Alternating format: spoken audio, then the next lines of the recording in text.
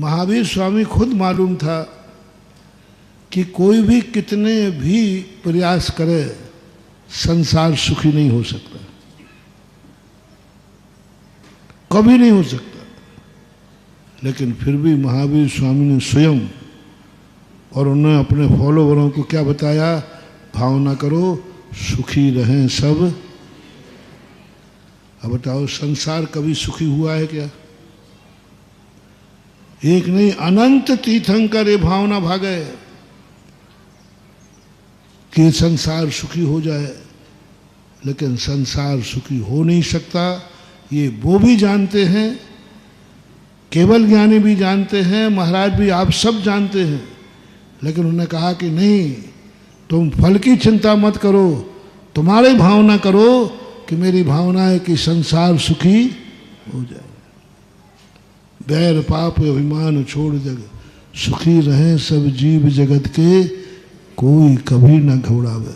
भयों से मुक्त हो जाए सारी दुनिया, होगी नहीं कभी, लेकिन भावना हो। बैर पाप अभिमान छोड़ जग नित्य नए मंगल। सब लोग बैर भाव छोड़ दे में। भगवान भी जानते हैं कुछ ऐसे बैर हैं जो कभी छूटना ही नहीं है, लेकिन तुम्हें भावना करने में क्या दिक्कत हो रही? सबका घरों का मंगल नहीं होगा, लेकिन भावना भावना सबका मंगल हो।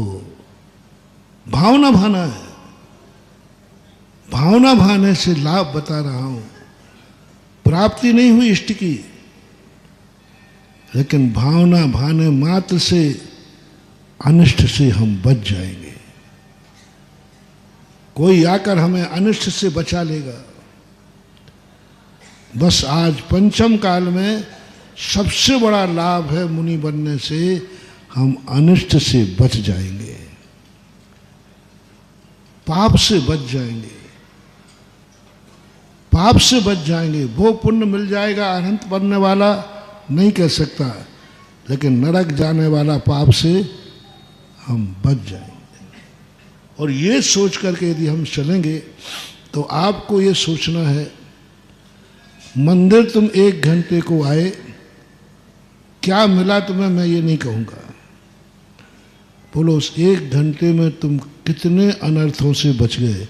वही 1 घंटे अभी तुम घर में बैठे होते तो क्या कर रहे होते? अभी प्रवचन सुन रहे हो, तुम प्रवचन में क्या समझोगे? क्या मिला प्रवचन सुन के? कोई पूछे कि भैया बताओ प्रवचन सुनने गए थे 4 महीने से सुन रहे, क्या मिलो? तो कहना भैया मिलने के लिए मैं बनिया नहीं हूँ, मैं कुछ लेने नहीं गया था, ये बाजार नहीं है, ये गुरु का दरबार है।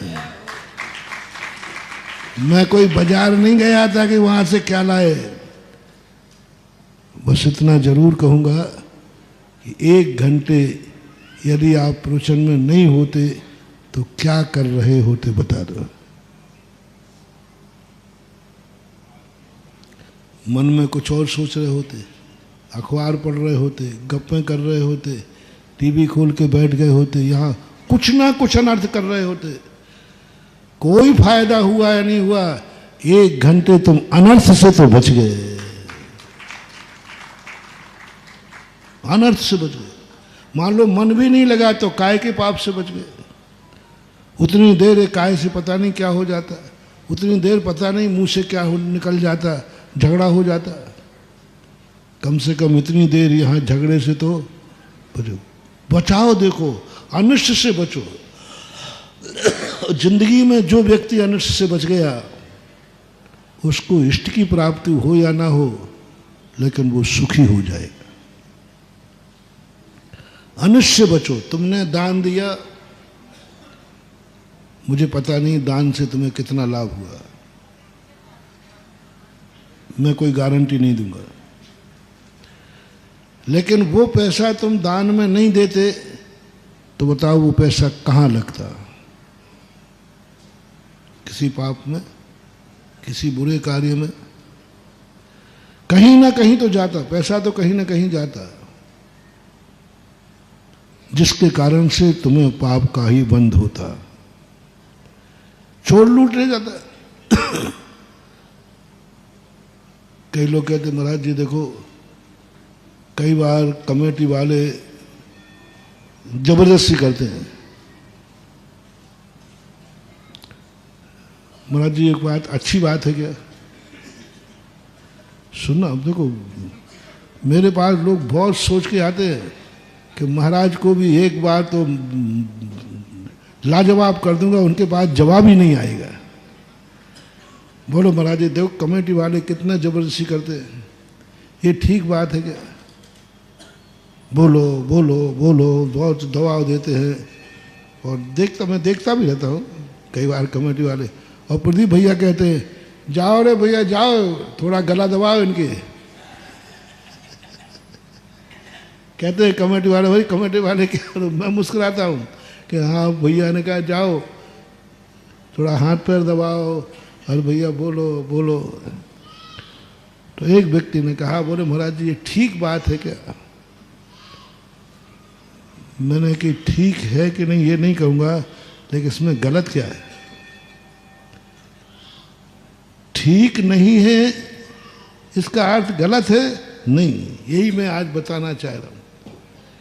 ठीक नहीं है इसका अर्थ गलत है नहीं। एक दशा ऐसी भी है जो ठीक नहीं है लेकिन गलत भी नहीं है। बोलो महाराज, हमने कहा ये बताओ, जो जबरदस्ती कमेटी कर रही है पक्का, और कमेटी ने जबरदस्ती करके तुमसे दान बुलवा लिया, अब ये बता दो डाकू सीधे सीधे ले जाता है कि जबरदस्ती?